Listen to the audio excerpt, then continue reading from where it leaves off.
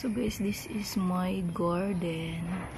So guys, ano siya, parang sa Philippines is yung flower na amarillo, pero dito is kinakain. Kinakain to. Parang ginagawang salad.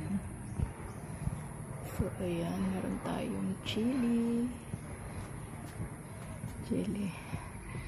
Ayan yung talong na hindi siya kinakain sa Pilipinas, yung maliliit ang bunga. So dito ginagawa siyang sambal, kinakain. Kalalagay lang natin ng fertilizer. And then we have papaya, baby's papaya.